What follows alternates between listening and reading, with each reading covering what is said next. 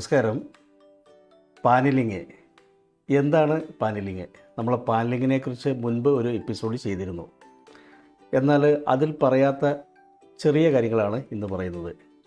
വീടിൻ്റെ ഭിത്തിക്കും മുറിക്കുമിടയിൽ ഭിത്തിക്ക് ഒരു കവചമായി പ്രവർത്തിക്കുന്ന, ഭിത്തിയിൽ തന്നെ ഫിറ്റ് ചെയ്യുന്ന ഒരു വസ്തുവാണ് അല്ലെങ്കിൽ ഒരു മെറ്റീരിയലാണ് പാനലിംഗ് എന്ന് പറയുന്നത്. അത് മുറിയിൽ ചെയ്തു കഴിഞ്ഞാൽ ആ മുറിക്ക് വളരെ മനോഹാരിത സൃഷ്ടിക്കുന്ന ഒന്നാണ്. ആ മുറിയിലേക്ക് കയറി വരുമ്പോൾ തന്നെ നമ്മളുടെ കണ്ണ് പെട്ടെന്ന് ചെല്ലുന്ന ഒരു സ്ഥലമായിരിക്കും ഈ പാനലിംഗ് ചെയ്തിരിക്കുന്ന സ്ഥലം. പാനലിംഗ് ഭിത്തിയിൽ മാത്രമല്ല, സീലിംഗിലും പർഗോളയിലും പില്ലറിലും എന്നു വേണ്ട സകല സ്ഥലങ്ങളിലും പാനലിംഗ് ചെയ്യുവാൻ സാധിക്കും. അത് പല രൂപങ്ങളിലും പല ഷേപ്പുകളിലും ലഭ്യമാണ്. ഒരു ഇൻറ്റീരിയർ ഡിസൈനറുടെ കഴിവനുസരിച്ച് അല്ലെങ്കിൽ അയാളുടെ ഭാവന അനുസരിച്ച് വിവിധ രീതികളിലുള്ള പാനലിങ്ങുകൾ ചെയ്യുവാൻ സാധിക്കും. ഇൻറ്റീരിയർ ഡിസൈനിങ്, കെട്ടിട നിർമ്മാണം എന്നീ മേഖലകളെക്കുറിച്ചും അതിനോടനുബന്ധിച്ചുള്ള ധാരാളം മേഖലകളെയും മെറ്റീരിയൽസിനെയും കുറിച്ച് പ്രതിപാദിക്കുന്ന ഒരു ചാനലാണിത്. മുദ്ര ഇൻറ്റീരിയേഴ്സ് ആൻഡ് ഡെവലപ്പേഴ്സിൻ്റെ ഏറ്റവും പുതിയൊരു എപ്പിസോഡിലേക്ക് ഏവർക്കും ഊഷ്മളമായ സ്വാഗതം.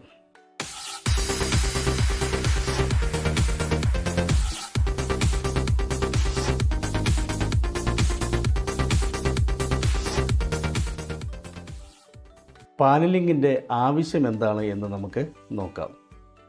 ഇത് ഭിത്തികൾക്ക് സംരക്ഷണവും അലങ്കാരവും മോടിയും നൽകുന്നു. പലതരം പൈപ്പുകളും കേബിളുകളും മറയ്ക്കുന്നതിന് പാനലിങ് പൊതുവേ ചെയ്യാറുണ്ട്. അതായത് വയറിങ്, പ്ലംബിംഗ് ഒക്കെ ചെയ്യുമ്പോഴൊക്കെ പാനലിങ് ചെയ്യാറുണ്ട്. അതുകൂടാതെ ഭിത്തിയിൽ പ്ലാസ്റ്റർ ചെയ്യുമ്പോൾ അല്ലെങ്കിൽ തേപ്പ് നടത്തി കഴിയുമ്പോൾ വരുന്ന ഏറ്റക്കുറച്ചിലുകൾ, വ്യത്യാസങ്ങൾ, അല്ലെങ്കിൽ മുഴകൾ, ലെവലില്ലായ്മ ഇവയൊക്കെ മറയ്ക്കുന്നതിന് പാനലിങ് ചെയ്യാറുണ്ട്. ഒരു പക്ഷേ പുട്ടി അടിച്ചാലും മറയുന്ന രീതിയിലുള്ളതല്ല എങ്കിൽ തന്നെയും അതിന് പാനലിംഗ് ചെയ്യാറുണ്ട്. അതുകൂടാതെ പ്രധാനമായിട്ട് ഈ വീടുകൾ റിനോവേഷൻ ചെയ്യുമ്പോൾ, അതായത് പകുതി കൂട്ടിയെടുക്കുക, അല്ലെങ്കിൽ കുറച്ച് എക്സ്റ്റെൻഡ് ചെയ്യുക, അല്ലെങ്കിൽ ഒരു അപ്സ്റ്റെയർ കൂട്ടിയെടുക്കുക, അല്ലെങ്കിൽ ഒരു ഭിത്തി പകുതി പൊളിച്ച് മാറ്റി വെക്കുക, മറ്റൊന്ന് ചെയ്യുക, അങ്ങനെയൊക്കെ ചെയ്യുമ്പോൾ പഴയ പ്ലാസ്റ്ററിങ്ങിനോട് ചേർന്ന് പുതിയ പ്ലാസ്റ്ററിങ് വരുമ്പോൾ അവിടെ ഒരു ലെവലില്ലായ്മ എന്തായാലും ഉണ്ടാവും, ഒരു മുഴയും എന്തെങ്കിലുമൊക്കെ പ്രശ്നങ്ങളുണ്ടാവും. അങ്ങനെയുള്ള സ്ഥലങ്ങളൊക്കെ പുട്ടി അടിച്ചിട്ടൊന്നും നേരെയാക്കാൻ പറ്റില്ല. അത് കൂടാതെ തന്നെ ഇങ്ങനെ ജോയിൻ്റ്, ഒരു പഴയതും പുതിയതും തമ്മിൽ ജോയിൻ്റായി കഴിയുമ്പോൾ അവിടെ പൊട്ടൽ വരാനൊക്കെ സാധ്യത കൂടുതലാണ്. അങ്ങനെയുള്ള സ്ഥലങ്ങളിലൊക്കെയാണ് പാനലിംഗ് കൂടുതലായിട്ട് ഉപയോഗിക്കുന്നത്. അപ്പോൾ പാനലിംഗ് അല്ലെങ്കിൽ അവിടെ ടെക്സ്ചറിങ് പോലുള്ള സംഭവങ്ങളൊക്കെ ഉപയോഗിക്കാം. അതായത് നിലവിലുള്ള കെട്ടിടത്തെ വളരെ മെച്ചമായി ചെയ്യുന്നതിന് അല്ലെങ്കിൽ വളരെ മനോഹരമാക്കുന്നതിനാണ് പാനലിംഗ് ഉപയോഗിക്കുന്നത്. നമുക്ക് പാനലിംഗ് എങ്ങനെ ചെയ്യാൻ പറ്റുമെന്ന് നോക്കാം. രണ്ട് തരത്തിലാണ് പാനലിംഗ് ചെയ്യാൻ സാധിക്കുക. ഒന്ന്, ഡയറക്റ്റ് സ്ക്രൂ ചെയ്ത് പിടിപ്പിക്കുക. ആ മെറ്റീരിയൽ ഡയറക്റ്റ് ഭിത്തിയിലേക്ക് സ്ക്രൂ ചെയ്ത് പിടിപ്പിക്കുക. അല്ലെങ്കിൽ മറ്റൊരു രീതിയിൽ ഫ്രെയിമുകൾ ചെയ്ത് അതിൻ്റെ പുറത്ത് ഒരു ക്ലാഡിംഗ് ഷീറ്റ് പോലെ ഉപയോഗിക്കുക. അപ്പോൾ ഡയറക്റ്റ് ഭിത്തിയിലേക്ക് ഫിക്സ് ചെയ്യണമെങ്കിൽ ഭിത്തി നല്ല ഫിനിഷിംഗ് ഉള്ളതായിരിക്കണം. അല്ലെങ്കിൽ ഭിത്തിയുടെ പുളവുകൾ എങ്ങനെയാണ്, ഏകദേശം അതിന് സമാനമായ പുളവുകൾ നമ്മൾ ഒരു സൈഡിൽ നിന്ന് നോക്കിയാൽ കാണുവാൻ സാധിക്കും. അപ്പം രണ്ട് രീതിയിലുള്ളതാണ്. ഒന്ന് ഡയറക്റ്റ് സ്ക്രൂ ചെയ്യാം, മറ്റൊന്ന് ഒരു ഫ്രെയിമിലേക്ക് ചെയ്യുവാൻ സാധിക്കും. പാനലിങ്ങിന് ഉപയോഗിക്കുന്ന വസ്തുക്കൾ എന്തൊക്കെയാണെന്ന് നമുക്ക് നോക്കാം. അതായത് മരം, veneer, laminate, MDF, fabric, chip board, PVC, glass തുടങ്ങിയ ധാരാളം കാര്യങ്ങൾ പാനലിങ്ങിനായിട്ട് ഉപയോഗിക്കുന്നുണ്ട്.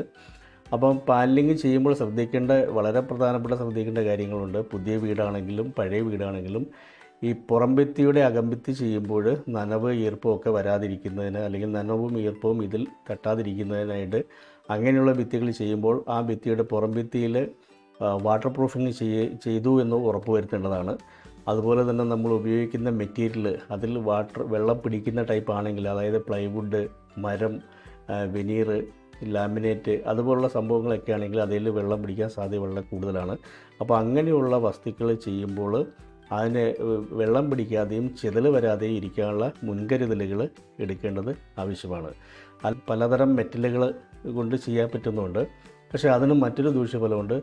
അത് എന്തായാലും കുറച്ച് കഴിയുമ്പോൾ അത് കറുത്ത് പോകുന്നത് കാണാൻ പറ്റും, അല്ലെങ്കിൽ അതിന് തുരുമ്പ് പിടിക്കുന്നത് കാണാൻ പറ്റും. അപ്പോൾ ഓരോന്നിനും ഓരോ പ്രശ്നങ്ങളുണ്ടാകും. അപ്പോൾ അത് എവിടെയാണ് ചെയ്യുന്നത് എന്നുള്ളത് വളരെയധികം ശ്രദ്ധിക്കണം. അപ്പോൾ അത് നല്ല എക്സ്പേർട്ടായിട്ടുള്ള ഒരാളെ കൊണ്ട് തന്നെ വേണം അത് ചെയ്യിപ്പിക്കാനായിട്ട്. മഴയോ വെയിലോ ഒക്കെ അടിക്കുന്ന പുറംഭിത്തിയുടെ ഉൾവശങ്ങളിൽ പൊതുവേ ചെയ്യാതിരിക്കുന്നത് നന്നായിരിക്കും. ഏറ്റവും കൂടുതൽ പാനലിംഗ് നമ്മൾ കാണുന്നത് വീടിൻ്റെ ഉള്ളിലാണെന്നാണ് പൊതുവേ നമ്മൾ പറയുന്നത്, ഇൻറ്റീരിയർ ചെയ്യുന്നതിൻ്റെ കൂടെ. പക്ഷേ അത് ശരിയാണ്. എന്നിരുന്നാൽ തന്നെ ഇപ്പം വീടിൻ്റെ പുറത്തും ധാരാളം ക്ലാഡിങ്ങുകൾ അല്ലെങ്കിൽ പാനലിങ്ങുകൾ ചെയ്യുന്നുണ്ട്. പലപ്പോഴും വളരെ മനോഹരമായിരിക്കുന്നതായിട്ട് നമുക്ക് കാണാൻ പറ്റും. ഇങ്ങനെ യാത്ര ചെയ്യുമ്പോഴൊക്കെ ഇഷ്ടംപോലെ വീടിൻ്റെ പുറം ഭിത്തിയിൽ സ്റ്റോൺ ക്ലാഡിങ്ങുകളോ അല്ലെങ്കിൽ അതുപോലുള്ള ACP ഷീറ്റുകളോ അല്ലെങ്കിൽ ACP പ്ലാങ്കുകളോ അല്ലെങ്കിൽ ടെക്സ്ചർ പ്ലാങ്കുകളോ അങ്ങനെ ധാരാളം മെറ്റീരിയൽസ് ഉണ്ട്. എണ്ണിയാൽ ഒടുങ്ങാത്ത തരം മെറ്റീരിയൽസ് ഉണ്ട്. അപ്പോൾ അത് ഇൻറ്റീരിയർ മാത്രമല്ല എക്സ്റ്റീരിയറിലും ഈ പാനലിംഗ് സാധനങ്ങൾ ഉപയോഗിക്കുന്നത് ആണ്. അപ്പോൾ ഇത് നമുക്ക് ഈ പാനലിംഗ് പരിപാലിക്കുന്നത് എങ്ങനെയാണെന്ന് നോക്കാം. അത് പരിപാലിക്കുമ്പോൾ ശ്രദ്ധിക്കേണ്ട കാര്യങ്ങൾ, കാരണം ഒരു മുഴുനീള പരിചരണം ഇതിന് ആവശ്യമാണ്. കാരണം അതിന് അത്യാവശ്യം വിലയുള്ളതായതുകൊണ്ട് ഉണങ്ങിയ നല്ല നൈസായ തുണി കൊണ്ട് തുടച്ച് എടുക്കാം. അത് അല്ലെങ്കിൽ മാസത്തിൽ ഒരിക്കലോ അല്ലെങ്കിൽ 15 ദിവസം കൂടുമ്പോഴോ നല്ല നൈസായ തുണി ഇളം ചൂടുവെള്ളത്തിൽ അല്ലെങ്കിൽ ഇളം ചൂടുവെള്ളത്തിനകത്ത് അല്പം ഡിറ്റർജൻറ്റ് പൊടി ഇട്ടിട്ട് നമുക്ക് ആ തുണി പിഴിഞ്ഞതിന് ശേഷം നന്നായിട്ട് നമുക്ക് തുടച്ച് വൃത്തിയാക്കി വെക്കാൻ സാധിക്കും. അതുപോലെ തന്നെ ഇതിൻ്റെയൊക്കെ പല കോർണറുകൾ ഗ്രൂവുകൾ ചെയ്തെടുത്തോ അല്ലെങ്കിൽ ജോയിൻറ്റുകൾ വരുന്നിടത്തോ അല്ലെങ്കിൽ എന്തെങ്കിലും കട്ടിങ് വരുന്ന സ്ഥലങ്ങളിലൊക്കെ കോർണറുകളിൽ ഡസ്റ്റ് ഡിപ്പോസിറ്റ് ആകാൻ സാധ്യതയുണ്ടാകും. അപ്പോൾ അതങ്ങനെ കാലക്രമേണ വന്ന് അതിനകത്ത് ഫംഗസൊക്കെ പിടിപെട്ട് പോകാനുള്ള സാധ്യതകൾ വളരെ ഉണ്ടായിരിക്കും. അതുപോലെ ഈ സാധനം വളരെയധികം വലിയ വിശാലമായ ശ്രേണിയിൽ കിട്ടാൻ സാധ്യതയുള്ള ഒന്നാണ്, കിട്ടുന്ന ഒന്നാണ്, ലഭ്യമാണിപ്പോൾ അത്. അപ്പോൾ അതുകൊണ്ട് തന്നെ ഇതിൻ്റെ പലതിൻ്റെയും ഉപയോഗം, ശരിയായ ഉപയോഗം അല്ലെങ്കിൽ ഇതിൻ്റെ ഈ മെയിൻ്റെനൻസ് എങ്ങനെയാണെന്ന് വരെ നമുക്ക് അറിയത്തില്ലാത്ത ഒരു അവസ്ഥയുണ്ടാവും. അപ്പം ഇത് പരിപാലിക്കുന്നത് വളരെയധികം ശ്രദ്ധിച്ച് ചെയ്യേണ്ടതാണ്. ഓരോ മെറ്റീരിയൽസിനും ആ കമ്പനി പറയുന്ന രീതി എന്താണോ അതനുസരിച്ചുള്ള ഒരു പരിചരണം നമ്മൾ കൊടുക്കാൻ നമ്മൾ ബാധ്യസ്ഥരാണ്. ഇല്ലെങ്കിൽ നമുക്ക് വലിയ നഷ്ടം വരും. ഈ പാനലിങ്ങിന് ഉണ്ടാകുന്ന വെല്ലുവിളികൾ എന്തൊക്കെയാണ്? അതിന് ധാരാളം വെല്ലുവിളികളുണ്ട്. ഒന്നാമത്, ചില മെറ്റീരിയൽസിന് താരതമ്യേന നല്ല വിലയായിരിക്കും.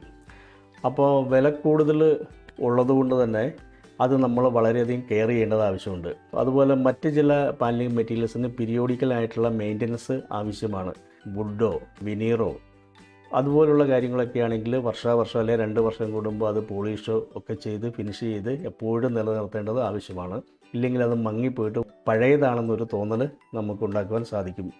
അതുപോലെ കാലാവസ്ഥാ വ്യതിയാനങ്ങൾ ഈ പാനലിംഗ് മെറ്റീരിയൽസിനെ നന്നായി ബാധിച്ചേക്കാം. നേരത്തെ പറഞ്ഞതുപോലെ തന്നെ വെയിലടിക്കുന്ന പുറംഭിത്തിയുടെ ഉൾഭിത്തിയിലാണ് ഇത് ചെയ്യുന്നതെങ്കിൽ തീർച്ചയായിട്ടും കാലാവസ്ഥയുള്ള വ്യതിയാനം ഇതിനെ ബാധിക്കും. ഇതിന് വളവും പുളവും ഒക്കെ വരാൻ സാധ്യത കൂടുതലാണ്.